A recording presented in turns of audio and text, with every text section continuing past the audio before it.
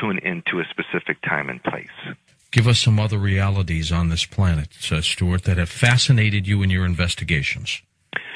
Well, one of the things that I found most fascinating was the fact that there are infinite realities basically occupying the same physical location, but the calibration of the vibrations are different so that we don't perceive them.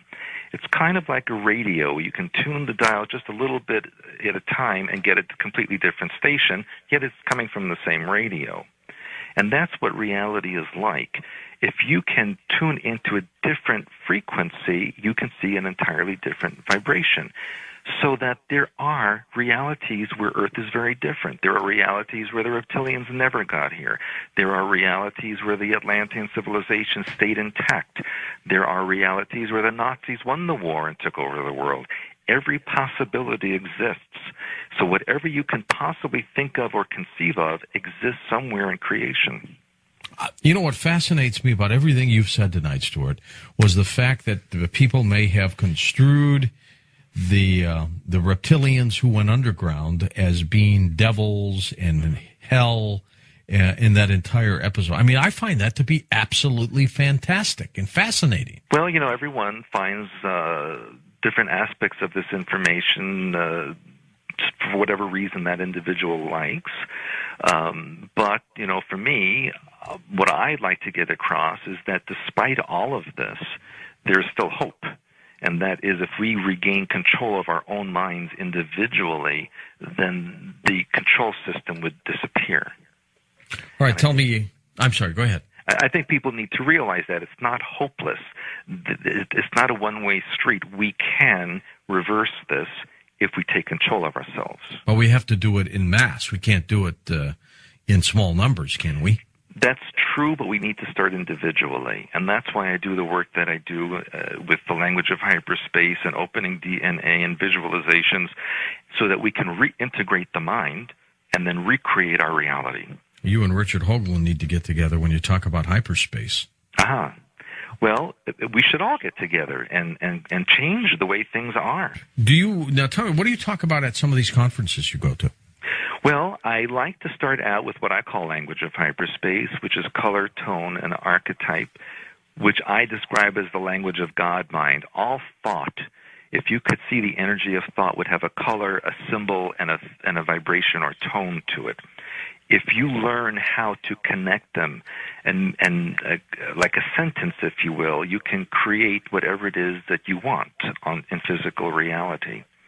And I teach how to open DNA. I use color therapy. And in fact, for your listeners, on my website, I have a free ebook that they can download on color therapy. This is particularly the color brown that they can use and try for themselves.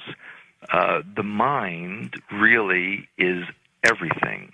The brain is simply a tool that the mind uses, and we only use 10% or less of our brain capacity. So if we start to open a fraction of that other 90%, you can just imagine the abilities and functions that we could do. And we can change everything on this planet. And will you take emails through your website? Oh, yes, I get hundreds of emails per day. And, of course, my website is expansions.com. And those of you who go on there, you'll see my phone number, my fax, and you can even, this Q&A, I answer all questions. I have daily news that I post. It's very comprehensive. Okay, well, I got to tell you, Stuart, keep up the good work. Let's take phone calls next hour with people of everything you've investigated, the Montauk Project, the reptilian agenda, the mind control. Is there one facet there that just fascinates you more than the next? Well, what I have been doing a lot of in the last few years is deprogramming work, which is to undo the mind control that the government has imposed on people. And I work with people all over the world to help them deprogram from this pervasive system. And I find that is the most important work to do right now. Well, that is fascinating. You can email me, George, at coasttocoastam.com. I'm getting lots of fast blasts about Stuart and some of the things that he is talking about tonight. So we'll do this too. We'll open up the phone lines. We'll give you the opportunity to check in with us next as well. I'm George Norrie. We'll be back in a moment on Coast to Coast AM. And welcome back to Coast to Coast. I'm George Norrie. Stuart Swerdlow is our guest, and your phone calls as well. Is everybody under this mind control attack, Stuart? Are we all the potential targets? At this point, 100% of the Earth is targeted, and everyone has some form of mind control within their brains. But there's about 5% of the population that has specific programming, which means they have very deep functions. And we see this sometimes in people who are shooters, vigilante programming, stalkers. There's many, many different types of programs out there.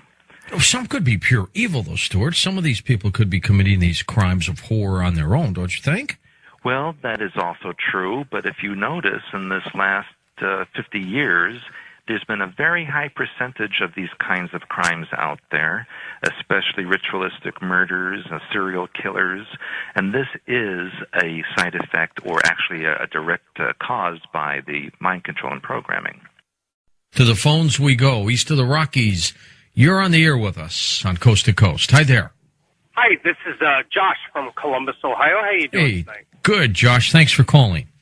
Hey, no problem. I had a question for Stuart. I'm a very religious, spiritual person, and I actually happen to sort of agree with what you're saying. I actually believe that Yahweh or Yahweh, the God of Abraham, Isaac, and Jacob, I actually think this might be the God of the humans, the Atlanteans. And what you're saying about the reptilians, it just speaks to me because what do we hear about Satan? The first thing, what is he? He's the snake, the reptilian in the Garden of Eden. The beast at the end of times in the book of Revelation is the dragon. So I'm very curious to see whether you believe that maybe there is some sort of connection between, Judeo-Christian beliefs in the creator God, who would maybe our God, the human God, versus the reptilian God, who may be Satan. And I'll take the answer off air. Thank you. Okay, Josh, go ahead. You can elaborate, Stuart. Thank you. Well, let me just start out by saying there's only one God. There's not God of humans and God of reptilians. There's only one God, or I call God mind, that creates all of existence. What we see in the Bible as far as the gods of the ancient Hebrews, they were alien beings. They were beings who directed humanity in a certain direction. They also genetically manipulated. They talk about taking the daughters of the sons of man as wives, etc. This is a hybridization program that we're seeing here. And the God mentioned in the Bible, especially in the Old Testament, is none other than alien beings. Even the story of leading the Hebrews out of Egypt across the desert, following the pillars of light, these are what we would call UFOs in present terms. As far as the reptilians are concerned, they worship what, from a religious perspective, would be called demonic entities, but from my perspective, I call it entities from lower astral layers of existence. These are non-physical beings who manipulate society and people from the astral planes, and there is such a thing as connecting to the mind, what is called possession, and the reptilians worship them. Ultimately, if we go back far enough, there's only one God mind, there's only one creator, and even in the Bible it says that Satan only has the power that God gives him, or it. So I don't know if I've actually answered the question, but this is my perspective on the God situation. Off to our first-time caller line. Hello there, you're with us. Go ahead. Hi. This is Peter from Long Beach. My question to you is, if there is still a God and things like that, what happens when we die? What happens with the reptilians when they die? Do we still go to the same place, or do we go to a different place? And I also want to talk about a little bit about resurrection, such as or a person who is faking their death and coming back, such as like Machiavelli. And there's the last thing I want to ask is, what about homosexuality? How does that seem to exist into our being if we are basically hybrid? All right, well, let's take the first two, because that's a topic. The last topic is not what Coast to Coast is all about. I don't get into those kind of issues, Stuart. So if you'd address the first couple things that he so eloquently passed on. Go ahead. Okay, well, when a person